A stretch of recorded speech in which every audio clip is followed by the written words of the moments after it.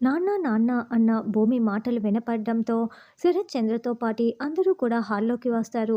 నాన్న, ఈరోజు నా పుట్టినరోజు నాన్న, నన్ను ఆశీర్వదించండి అని భూమి అక్షింతల ప్లేటుని అందిస్తూ ఉంటే, బావా, చూసావా బావా, శోభ అక్క జ్ఞాపకం అని నువ్వు మురిసిపోతున్న నీ భూమి ఆశీర్వదించమని ఎలా వచ్చిందో చూస్తున్నావా అని అపూర్వ అంటుంది. నాన్న, నన్ను ఆశీర్వదించండి నాన్న అని భూమి అక్షింతల ప్లేట్ని అందిస్తూ ఉంటే వెంటనే శరత్చంద్ర గాల్లోకి విసిరి కొట్టేస్తాడు. నక్షత్ర, అపూర్వ చాలా సంతోషంగా చూస్తూ ఉంటే ఆ అక్షింతలన్నీ కూడా భూమిపై పడిపోతాయి. అయితే భూమి ఏడుస్తూ చాలా షాకింగ్గా శరత్చంద్ర వైపు చూస్తూ ఉంటుంది. ఛీ, ఇన్నాళ్ళు నువ్వు శోభ కడుపున పుట్టిన నా కూతురు అన్న చిన్న ఆలోచన ఉండేది. కానీ నువ్వు ఆ దేవతకి పుట్టటానికి అర్హత లేని దానివని నిరూపించుకున్నావు. నా దేవత చనిపోయిన రోజు అని నేను ఏడుస్తూ ఉంటే నువ్వు పుట్టినరోజు జరుపుకుంటున్నావా? నీకు నా ఆశీర్వాదం కావాలా? పో బయటికి అని శరత్చంద్ర తిడుతూ ఉంటే, అది కాదు నాన్న, అమ్మ చనిపోయిన రోజు అని నేను కూడా పుట్టినరోజు జరుపుకోలేదు. కానీ ఈ రోజు అని భూమి మాట్లాడుతూ ఉంటే, ఆపవే నీ నాటకాలు. అప్పటి నుంచి నేను పుట్టినరోజు జరుపుకోలేదు, ఈరోజు మాత్రమే జరుపుకుంటానని అబద్ధాలు చెప్తున్నావా? నీ అబద్ధాలు, నీ చేష్టలు మాకు చాలా బాగా తెలిసే.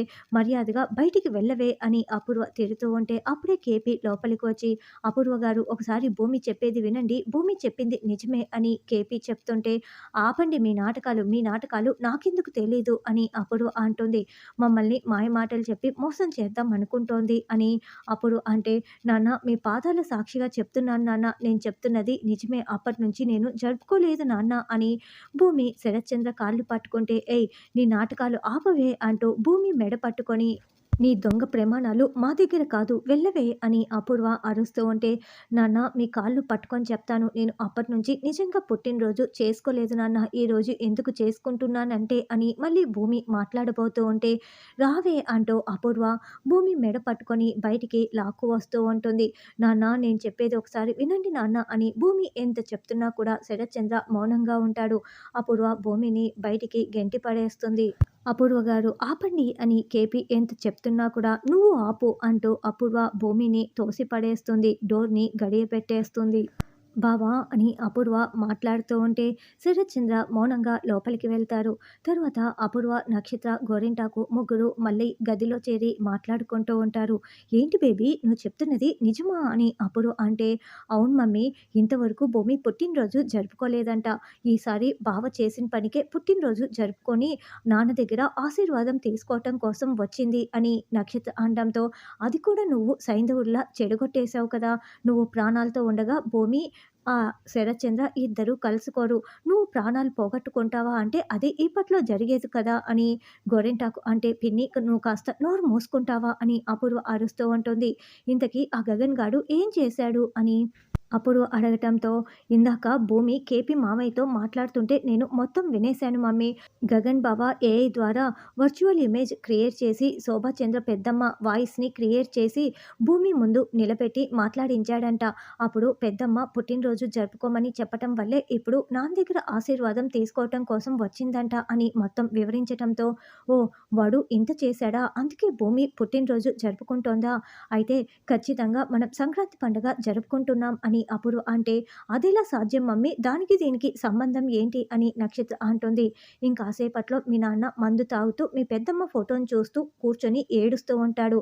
అప్పుడు ఇదే టెక్నిక్ని ఉపయోగించి మనం శోభాచంద్ర అక్కతో పండుగ జరుపుకోమని చెప్పిద్దాము. మనం చెప్తే వినడు, కానీ మీ పెద్దమ్మే పండగ జరుపుకోమని చెప్తే మీ నాన్న ఖచ్చితంగా వింటాడు.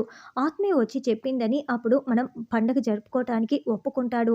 దానికి కావలసిన ఏర్పాట్లు చూడు బేబీ అని అప్పుడు అనడంతో, సూపర్ మమ్మీ నీ ఐడియా అని నక్షత్ర అంటుంది. అప్పుడే చెర్రీ ఆత్మ పళ్ళు తోముకుంటూ బయట టెర్రస్ దగ్గర తిరుగుతూ ఉంటే గోరింటాకు చూసేస్తుంది.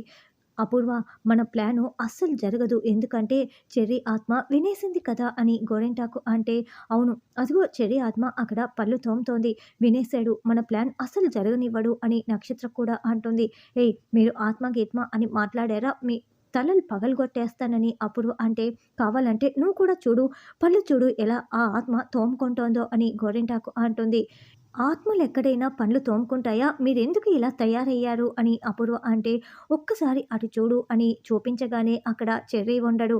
మీ తలలు పగలగొట్టేయాల్సిందే అని ఇద్దరికీ 2 మొటిక్కాయలు ఇచ్చేసి, ఇంకోసారి ఆత్మ, గీత్మ అని మాట్లాడారంటే చెంపలు పగలగొట్టేస్తానని అపూర్వ వార్నింగ్ ఇస్తుంది. అవునులే, నువ్వు దయ్యానికే దయ్యానివి కదా! అందుకే నీకు కనిపించట్లేదు. మాకు మాత్రమే కనిపిస్తున్నారు అని గోరింటాకు అంటుంది. సరే, ముందు ప్లాన్ సక్సెస్ చేద్దామని అపూర్వ వెళ్తుంది. అయ్యో! వాడు వినేశాడు కదా! ఇంకేంటి జరిగేది? ఇప్పుడు ఇక్కడికి రానైనా వస్తాడు అని గోరింటాకు, నక్షత్ర టెన్షన్ పడుతూ ఉంటే, అవును వచ్చేశాను. నేను మీ ప్లాన్ వినేశాను. ఏంటి?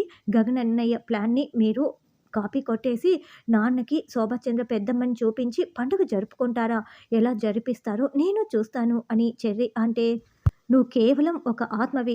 నీ మాటలు మా ఇద్దరికీ తప్పిస్తే ఇంకెవరికీ కూడా వినపడవు. నువ్వేంటి చెడగొట్టేది అని నక్షత్ర అంటుంది. ఓహో! ఇదా మీ ప్లానింగు? అంటే మీ ఇద్దరికి మాత్రమే నా మాటలు వినిపిస్తాయా? అయితే ఇలా చూడండి అని అమ్మా!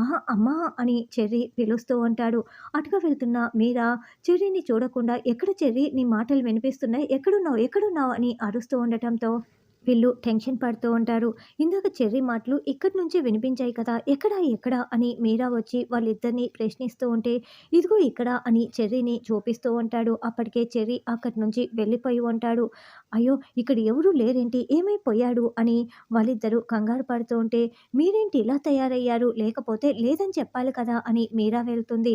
అయితే నువ్వు చెడగొడతావనమాట. అయినా నువ్వు ఎలా చెడగొడతావు? నువ్వు ఈ గదిలో నుండి బయటికి వస్తే కదా! అని నక్షత్ర గదికి తాళం వేసి మెట్ల మధ్యలోకి రాగానే చెర్రీ మెట్ల దగ్గర కూర్చొని ఉంటాడు. అదేంటి, ఇప్పుడే కదా గడియ పెట్టేసి లాక్ చేసేసి వచ్చాము. మళ్ళీ ఇక్కడికెలా వచ్చావని నక్షత్ర గోరింటాకు కంగారు పడుతూ అడుగుతూ ఉంటే, మాంత్రికుడు నన్ను సీసాలో పెట్టి బంధించగలరేమో కానీ మీలాంటి హంతకులు నన్ను బంధించలేరు అని చెర్రీ నవ్వుతూ చెప్తూ ఉంటాడు. మళ్ళీ నక్షత్ర గోరింటాకు అపూర్వకి వివరం చెప్పటంతో, ఇదంతా మీ భ్రమ. ఆ మీరా కూడా చెర్రీ పిలిచాడన్న భ్రమతో వచ్చి ఉంటుంది. నక్షత్ర, ముందు ఆ టెక్నిక్ గురించి ఏర్పాట్లు చెయ్యి అని అపూర్వ చెప్తుంది.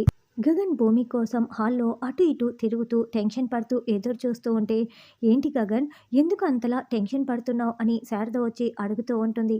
అబ్బే ఏం లేదని గగన్ అబద్ధాలు చెప్తూ ఉంటాడు.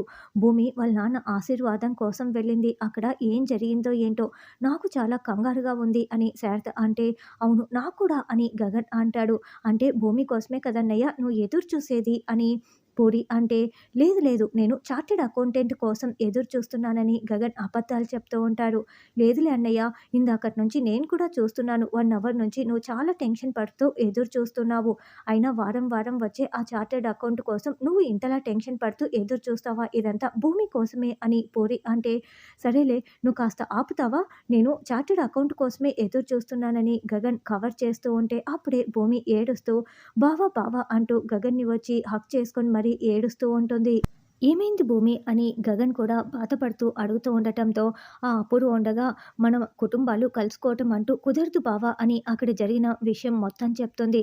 అసలు ఆవిడ ఎవరు? ఆ ఆస్తి అంతా నాదేనని చెప్పకపోయావా అని గగన్ అంటే, నాకు మా నాన్న ప్రేమ కావాలి బావా. ఆస్తి గురించి మాట్లాడితే ఇంకెంత పెద్ద గొడవ చేస్తుందో, నాకు ఆస్తి అవసరం లేదు అని భూమి అంటుంది.